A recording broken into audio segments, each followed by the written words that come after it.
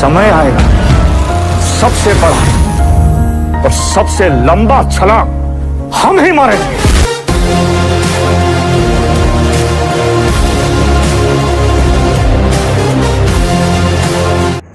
मुबारक हो आपको, आप 5वीं यूनिट पे आ गए हैं।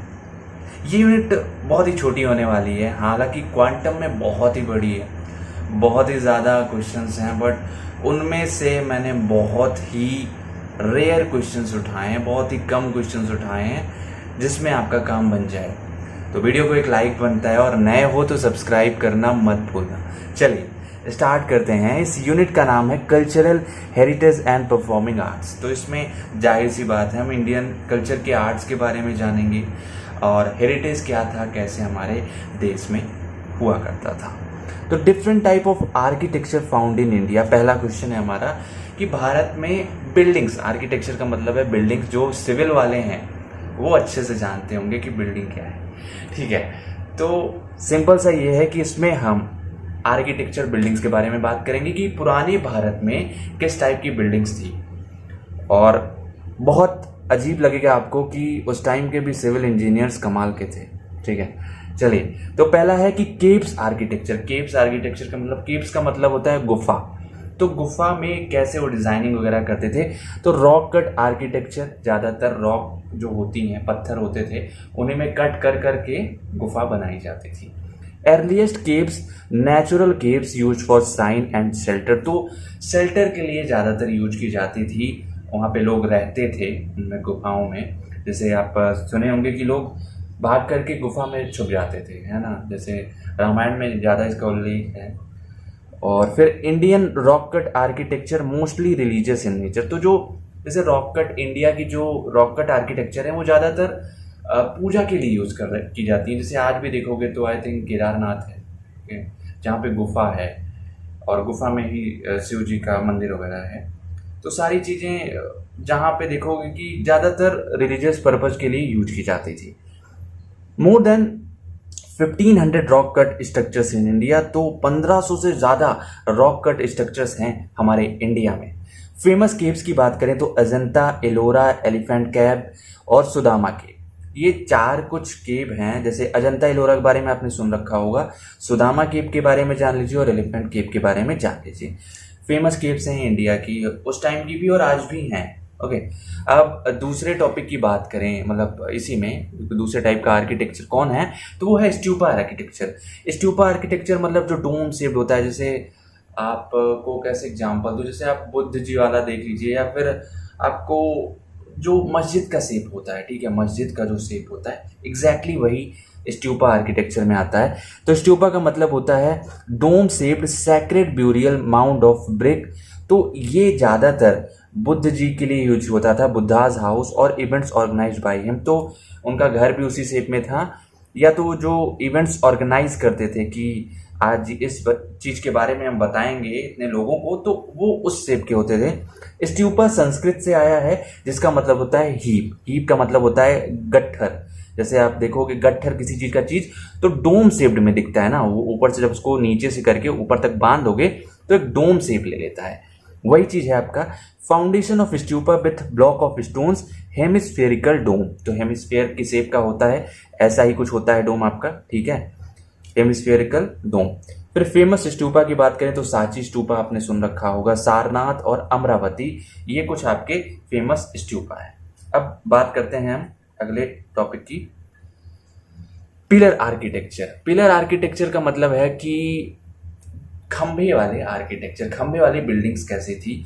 तो erection of pillar as old tradition of India. तो बहुत पुराने टाइम से लोग अपने घरों में खंभे लगाया करते थे, मतलब कहीं ना कहीं उनको स्ट्रेस के बारे में पता था कि कहाँ पे स्ट्रेस कंसंट्रेशन है और कैसे हर एक चीज़ को हमें मैनेज करना है। उसके बाद proper development during Mauryan age. तो मौर्य, चंद्रगुप्त मौर्य के टाइम में आपने सुन रखा होगा कि काफ़ी पिलर्स के बारे में, जैसे तक्षशिला में हो गया, वहाँ पे भी काफ़ी पिलर्स हैं। उसके बाद अशोका के एज में भी बहुत सारे आए थे।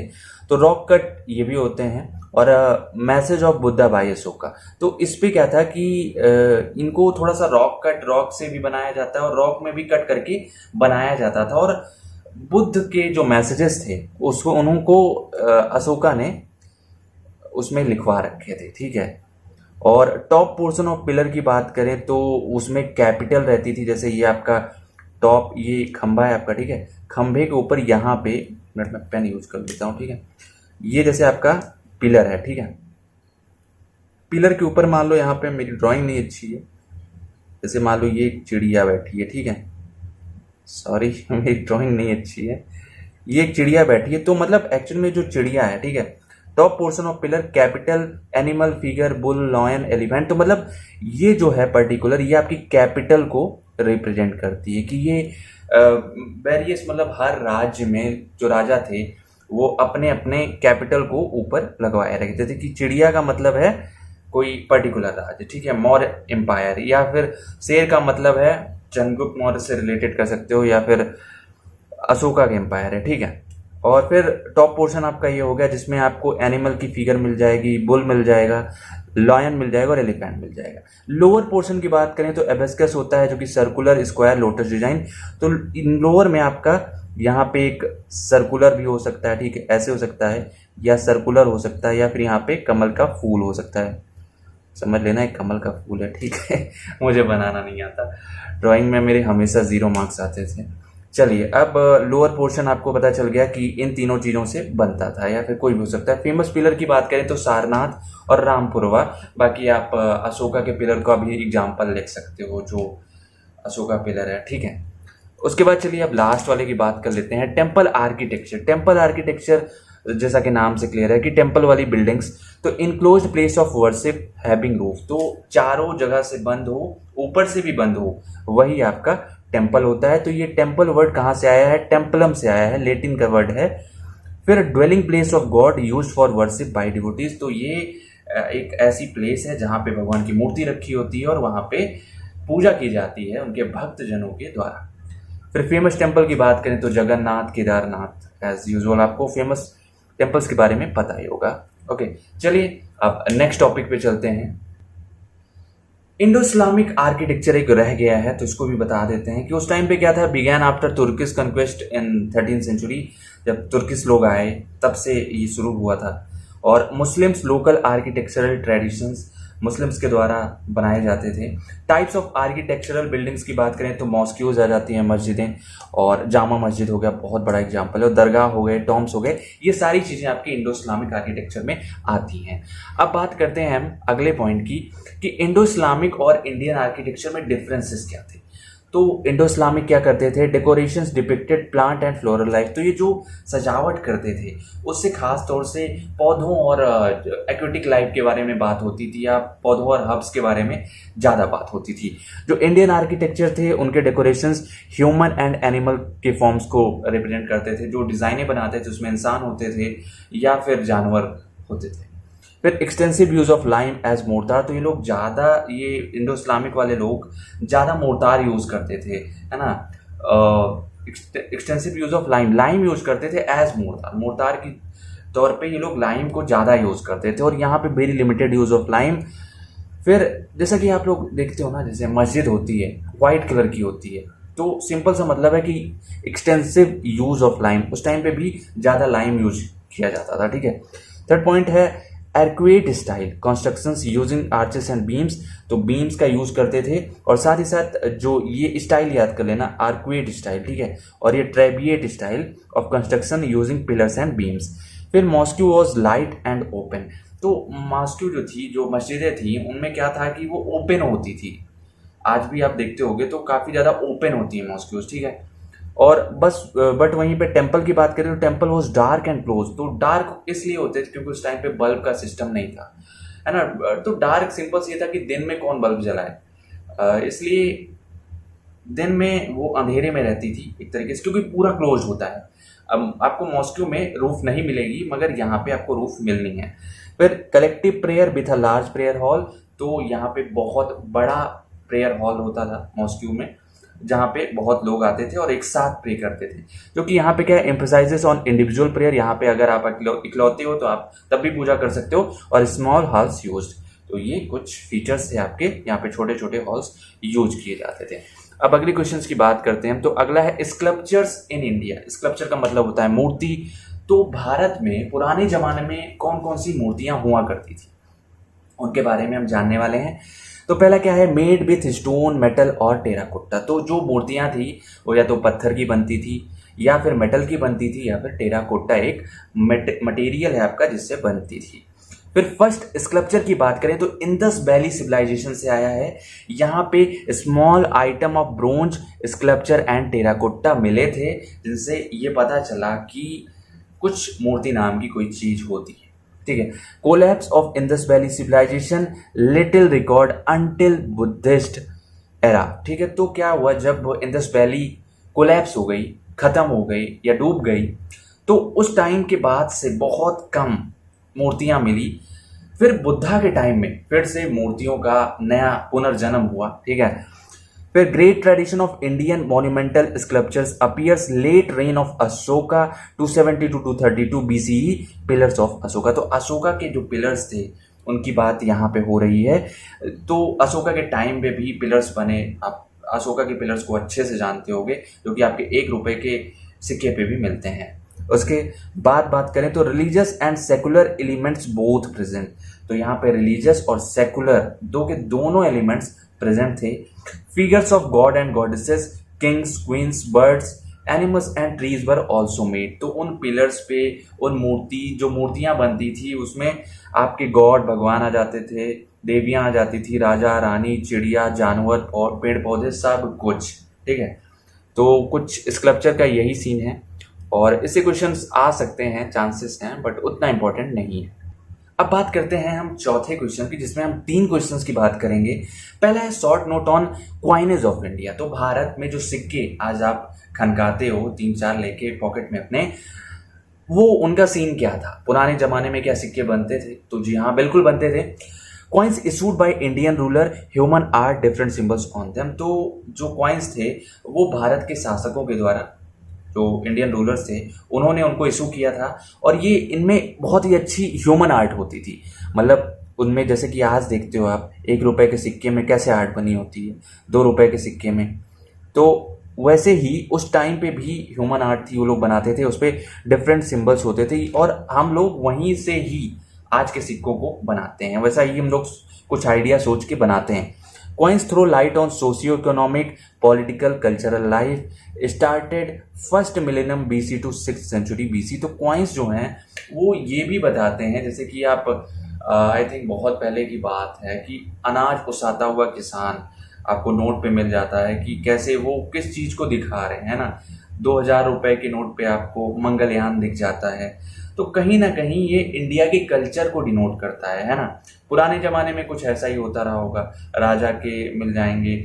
आजकल जैसे अब तो बंद हो गया है, वरना सिक्कों पे आपको बड़े बड़े हस्तियों के प्रिंट मिल जाते थे, है ना। सरदार वल्लभ भाई पटेल, भगत सिंह, इन सब के उन सिक्कों पे कहीं ना कहीं मार्क मिल जाते थे। और ये स्टार्ट हुआ था फर्स्ट मिलेनियम BC से 6th सेंचुरी BC तक। और also known as punch mark coins, irregular pieces of metal. तो जैसे आज आप देखते हो कि 5 रुपए का, 2 रुपए का, 1 रुपए का, 10 रुपए के सिक्के एकदम गोल हैं, उस टाइम पे गोल नहीं होते थे। कहीं ना कहीं अगर आप देखोगे 54, 58 या फिर पैसे वाले, तो कुछ ऐसा शेप हुआ करता था कुछ पैसों का, है ना। पैसों की जगह पे आपने देखा होगा। तो वैसे ही उस टाइम पे भी इरेगुलर शेप्स थे। वो तो ये मान लो, ये तो कुछ रेगुलर शेप है, वो तो और भी रेगुलर शेप मान लो ऐसे हो जाता था। ऐसे मान लो 5 रुपए का सिक्का है और फिर जो अगला 5 रुपए का बना ये कुछ ऐसे बन गया, तो ये भी 5 रुपए का शेप है। तो कुछ अपना उन्होंने सर्कमस्टेंसेस बना रखे थे कि ये 5 ही का ही होगा, वैसे भी हुआ। फिर सौराष्ट्र रीजन जब हुआ, सौराष्ट्र जब बना, तो वहां पे कर्षपना नाम का सिक्का आया था। ठीक है। कर्षपना वो लोग यूज करते थे और उसका नाम कर्षपना क्यों था? क्योंकि उसका जो वेट था वो 1 कर्ष था, है ना। उस सिक्के का वेट 1 कर्ष था। कर्ष एक मेजरिंग कह सकते हो, पैमाना था, मेजरमेंट था कि ये 1 कर्ष है। और जो कैश है, आज आप जो कैश यूज करते हो वर्ड, वो कहीं ना कहीं आपका कर्ज से डेराइव हुआ है। ठीक है। फिर punch mark coins were generally made up of silver and copper. तो पंचमार्क कॉइन्स आपके सिल्वर और कॉपर से बने हुए थे और साथ ही साथ उन पे कॉमन सिंबल्स होते थे, जैसे कि सन मार्क हो गया, चक्र हो गया, सांप हो गए। Indo Greeks issued first gold coins in India. तो इंडो ग्रीक्स जो थे उन्होंने भारत में पहला गोल्ड कॉइन इशू किया था। चलिए अब अगले क्वेश्चन पे चलते हैं। Short note on pottery. Pottery से आप क्या समझते हो? वही पॉट है ना, जो मटके बनाते हैं। आजकल तो आपको रोड पे मिल जाएंगे, गर्मी का महीना है और रोड पे नल लगाए हुए वो पॉट्स आप देखते हो, उनमें कितनी अच्छी प्यारी सी डिज़ाइन है।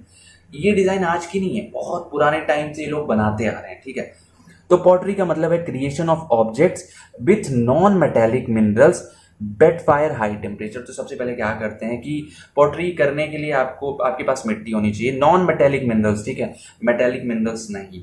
और उसमें उसको क्या करते हैं, वेट फायर, पहले जब वो गीली रहती है तो उसको फायर में डालते हैं, हाई टेम्परेचर पे उसको गर्म करते हैं, वो थोड़ा मजबूत हो जाता है और उसको उसमें हम पानी भरते हैं और पानी ठंडा रहता है, ये फैक्ट है ना।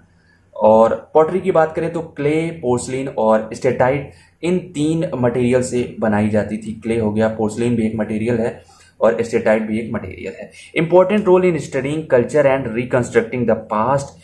तो पॉटरी का बहुत ही ज़्यादा इंपॉर्टेंट रोल है, कल्चर बताता है कि हमारा कल्चर किस टाइप का था पुराने ज़माने में। उसके बाद पॉटरी की बात करें तो एक हैंडमेड था, पहले जो आप मटके देख रहे हो ये हाथ से बनाए जाते थे ऐसे ऐसे करके। और उसके बाद जो व्हील टर्न, जो आप चक्के वाला देखते हो ऐसे नचा देंगे, उस पर पॉट बनाते रहते हैं, है ना, वही चीज़ है। ओरिजिन ऑफ पॉटरी ये हुई थी नियोलिथिक एज में, नियोलिथिक एज में पहला पॉट बनाया गया था। फिर अब अगले क्वेश्चन की बात कर लेते हैं, शॉर्ट नोट ऑन पपेट और पपेट्री। तो पपेट क्या होता है? आपने वो कठपुतली देखी है, वही है पपेट, और उसी के बारे में हम बात करेंगे। पपेट क्या होता है? Doll controlled by a person so that it appears to moving on its own. तो ये गुड़िया है ना, उसको ऐसे दिखाया जाता है, उसमें आदमी नहीं दिखाया जाता, आदमी ऊपर से कंट्रोल करता है, बस गुड़िया दिखाई जाती है ना। तो ऐसा दिखाया जाए कि गुड़िया खुद ही चल रही है, खुद ही कर रही है, और भूत वाला सीन समझ लो, ठीक है। डेराइव फ्रॉम लेटिन प्यूपा, है ना, प्यूपा, प्यूपा का मतलब होता है डॉल। फिर पपेट्री क्या होता है? परफॉर्मिंग आर्ट और a form of theatre that involves manipulation of puppets. तो जो आपने थिएटर्स में देख रखे होंगे, लोग ऊपर से करते हैं, यहाँ डॉल क्या क्या काम करती है ना, वो बताते हैं कि डेली बेसिस पे क्या करती हैं, वो कोई भी एक स्टोरी फॉर्म करेंगे थिएटर में और उसको यूज़ करते हैं। फिर अब बात करें हम लोग पपेट्री अ डाइंग आर्ट। तो पपेट्री आज के टाइम में, आपने सच बताना, आपने कब लास्ट बार पपेट्री देखी थी? वो कठपुतलियों को नचाते हुए कब देखा था? आई थिंक आपको याद नहीं होगा, क्योंकि बहुत टाइम से ये चीज़ें ख़त्म हो गई हैं। पहले क्या था, थिएटर लगते थे, कठपुतली का शो होता था, जैसे आप अभी RRR, KGF देखने जाते हो, वैसे इनका शो होता था, बट अभी इनका शो खत्म हो चुका है। और क्या है? Lack of patronage in modern age. तो क्या रीजंस थे? तो लैक ऑफ पैट्रोनेज मतलब इनको प्रोटेक्ट नहीं किया गया। और दूसरा है इलेक्ट्रॉनिक मीडिया। तो भैया फ़ोन के आगे आप क्या देखोगे, है ना, फ़ोन में आपको ज़्यादा इंटरटेनमेंट मिलता है, आप गूगल क्रोम से ज़्यादा अच्छे से अच्छी चीज़ें देख लेते हो। चलिए अब बात करते हैं, थर्ड है confined to mythological and devotional stories. तो ये बहुत ही लिमिटेड थी, मतलब छोटी मोटी कहानियाँ दिखाने के लिए, मतलब फिक्शन कह सकते हो। मिथोलॉजिकल का मतलब फिक्शन हो गया, और डिवोशनल स्टोरीज का मतलब हो गया भगवान जी से रिलेटेड या फिर आपके धार्मिक चीज़ों से रिलेटेड दिखाया जाता था, ठीक है। Doesn't took modern social issues. तो ये ज़्यादातर जो हमारे मॉडर्न सोशल इशूज हैं, जैसे कोरोना आया, तो कोरोना का कोई भी सीन नहीं आया आपको पपेट्री में, कहीं नहीं देखने को मिलेगा, इसलिए भी ये गायब हो गई। और साथ ही साथ lakhs in terms of scripts, lightning, sound and other stage effects. तो ये सारी चीज़ें कहीं ना कहीं इसके गायब होने के पीछे का राज है। तो अब हम लास्ट की ओर प्रोसीड कर रहे हैं, बस 2 क्वेश्चंस बचे हैं। तो वीडियो को लाइक नहीं किया तो लाइक कर देना, ठीक है, और सब्सक्राइब नहीं किया तो सब्सक्राइब कर लेना। चलिए अब बात करते हैं 5वें क्वेश्चन की। तो द सिनेमैटोग्राफ एक्ट 1952, ये क्वेश्चन आपको ज़्यादा अच्छे से देखना है। इस यूनिट से इस क्वेश्चन के आने की संभावना बहुत ज़्यादा है, ठीक है, तो अच्छे से देख लेना। आई थिंक पिछली बार आया था ये, इस बार भी आने के चांसेस हैं, क्योंकि ये क्वेश्चन थोड़ा सा प्रैक्टिकल बनता है ना। तो सिनेमैटोग्राफ एक्ट 1952 क्या था? Act to make provision for the certification of cinematograph films for exhibition. तो ये एक्ट था जिसमें आपकी फिल्मों को सर्टिफिकेशन मिलेगा कि आप उनको लोगों के सामने प्रेजेंट कर सको। फिर दूसरा क्या है? एक्ट ने पावर दिया किसको? गवर्नमेंट को, ताकि वो एक बोर्ड बना सकें जो फिल्मों के बारे में, उनको फिल्मों को जज करें कि क्या इस चीज़ को हम पब्लिक को दिखा सकते हैं, क्या इसमें कोई ऐसी चीज़ तो नहीं है कि यहाँ पे हिंदू को, मुस्लिम को ऐसे टारगेट किया जा रहा है, हिंदू को ऐसे टारगेट किया जा रहा है, क्या ऐसी चीज़ें तो नहीं है इसमें। तो उन सब चीज़ों को चेक करने के बाद वो उस मूवी को फॉरवर्ड करते हैं पब्लिक के पास। तो CFBC central board of film certification was created, ठीक है। तो ये इसीलिए बनाया गया था central board of film certification, ताकि फिल्मों को सर्टिफिकेट किया जा सके। Film is judged on base of overall impact, films period depicted, contemporary standards in country. तो सारी चीज़ें, जैसे अब भारत में आप ले लो, कोई एक पर्टिकुलर चीज़ अगर बैन है तो उसको आप नहीं दिखा सकते हो, ठीक है। वो चीज़ें वहाँ पे ऐसा रहेगा कि आप हिंदू मुस्लिम नहीं कर सकते हो, कि ये चीज़ ऐसा वैसा है, वो सारी चीज़ें। Also ensures movie suitable for family viewing, मतलब आपकी मूवी जो है वो पारिवारिक है, उसको फैमिली वाले साथ में छोटे से लेके बड़े देख सकते हैं, ठीक है। उसमें आप उल्टी सीधी सीन्स, गंदी गंदी सीन्स मत ऐड करिए, ऐसा कुछ, ठीक है। Ministry of information and broadcasting drafted this bill. तो ministry of information and broadcasting ने ये बिल फॉर्म किया था, ड्राफ्ट किया था। फिर bill contains provisions unapproved cam recording and duplication of films. मतलब देखो आप, सिंपल सा, पहले दिन आप जाते हो थिएटर में, मूवी थिएटर में आती है और दूसरे दिन आपके फ़ोन में आ जाती है। क्यों? क्योंकि ये दोगलापन वाला काम हो रहा है ना कहीं चीटिंग की जा रही है। वहाँ पे देखो, इस बिल में ये था कि आपकी मूवी को कॉपी नहीं किया जा सकता। अनअप्रूव्ड कैम रिकॉर्डिंग, आप कैमरा ले जा करके थिएटर में बैठ के रिकॉर्ड नहीं कर सकते, ये गलत है। ऑल्दो आपको मिल जाती है, जैसे अभी मैं बात करूँ तो आई थिंक स्काई करके कोई साइट है, और ऑल मूवीज हब करके भी बहुत सारी साइट्स हैं जहाँ से आप उठा लेते हो मूवीज को। राजबेट हो गया, तो सारी चीज़ें आपको वहाँ से मिल जाती हैं, है ना, जो कि बहुत ही ज़्यादा गलत है, वो इलीगल होता है। और साथ ही साथ डुप्लीकेशन ऑफ फिल्म्स, मतलब जैसे अभी जर्सी आई थी, ठीक है, जर्सी मूवी आई थी, आप देखोगे साउथ में भी वो एक जर्सी है, डिक्टो ऐसी बनी है, बट उसके लिए क्या है कि उन लोगों ने परमिशन मांगी होगी गवर्नमेंट से, CFBC से, कि हम उस मूवी को रिक्रिएट करना चाहते हैं बॉलीवुड स्टाइल में, तो उनको कहीं ना कहीं सर्टिफिकेशन दिया गया होगा, है ना। अगर आप इन दोनों चीज़ को करते हुए पकड़े जाते हो तो पीनल ऑफेंस है, आप जेल जा सकते हो, और फिर अगली मूवी आपके ऊपर बनेगी। चलिए अब लास्ट टॉपिक की बात कर लेते हैं, जो कि CBFC है, और ये क्या होता है वो हम अच्छे से जानने वाले हैं। CBFC का फुल फॉर्म होता है central board of film certification. तो इसका काम मैंने आपको बता दिया है, ये आपका सिंपली सेंसर बोर्ड होता है जो कि फिल्मों को सर्टिफिकेट करता है, उनको सर्टिफिकेशन देता है कि क्या इस मूवी को आप फॉरवर्ड कर सकते हो सिनेमाज में, क्या लोग इसको देख सकते हैं, क्या पब्लिक इसे देख सकती है। Regulates the public exhibition of films under 1952 act as it is. Films public के पास तभी जाती हैं जब वो सर्टिफाई की जाती हैं CBFC, जो कि आपका सेंसर बोर्ड है, ये नॉर्मल सा आप जानते होंगे, ठीक है। Films are certified in 4 categories. तो ये बहुत इंपॉर्टेंट होगा, यहाँ पे आप कुछ नया सीखोगे।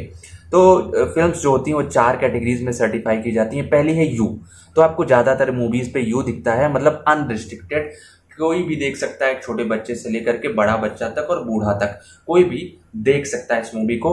फिर UA, unrestricted advisory under 12 years. तो ये अनरिस्ट्रिक्टेड तो है, मगर इसमें आपको अपने पेरेंट्स से एडवाइस लेनी है, खासतौर से छोटे बच्चे 12 साल वाले, बड़े बच्चों के लिए नहीं है। जो 12 साल के हैं उनको पेरेंट्स बताना चाहिए, उनके पेरेंट्स की ये चीज़ ये है, वो देख सकते हैं। फिर ठीक है, फिर A है एडल्ट, जिसको आप दिन रात देखा करते हो, ठीक है, वो होता है A। तो A वाली मूवीज आप ज़्यादा देखते होगे। फिर S है only for special class of persons. तो S पर्टिकुलर मूवीज होती हैं जो कि पर्टिकुलर क्लास के लिए होती है, जैसे केसरी मूवी आई थी, है ना, और भाग मिल्खा भाग हो गई, फिर 83 हो गई। मतलब एक ही मूवी पर्टिकुलर चीज पे बेस्ड हो, या पर्टिकुलर पर्सन पे, या पर्टिकुलर कास्ट के ऊपर, मतलब उनके पास्ट के बारे में।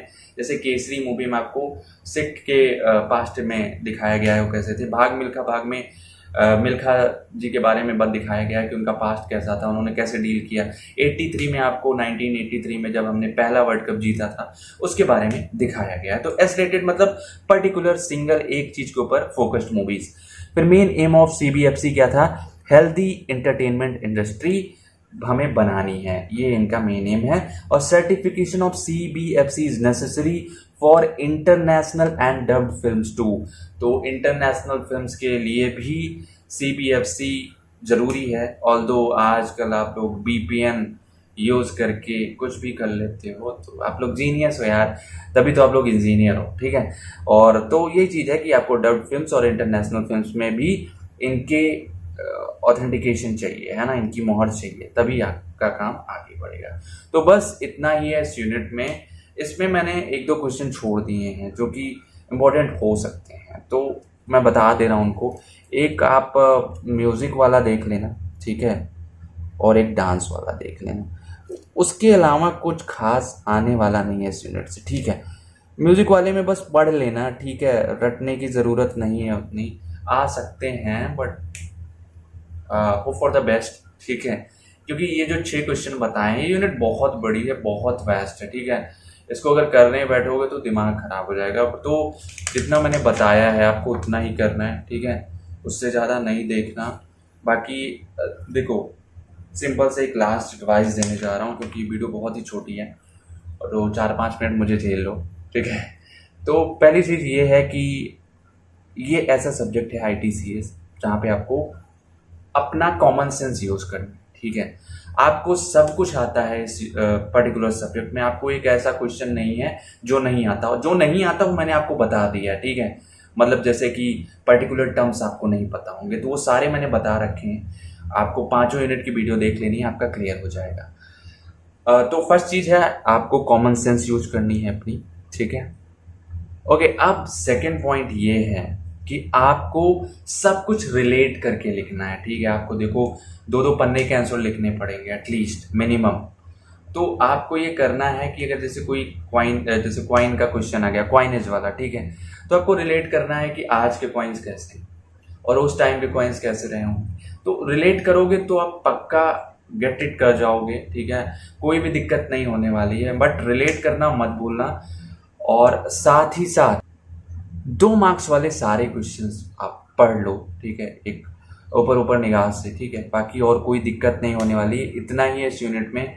लिखने के तरीके के बारे में बात करें तो यार एटलीस्ट देखो, थ्योरी सब्जेक्ट है और इसमें आपको अच्छा लिखना पड़ेगा, है ना। आपको पूरा कंप्लीट करना पड़ेगा, एटलीस्ट 2 पन्ने मिनिमम, और maximum you can go how much you want, okay.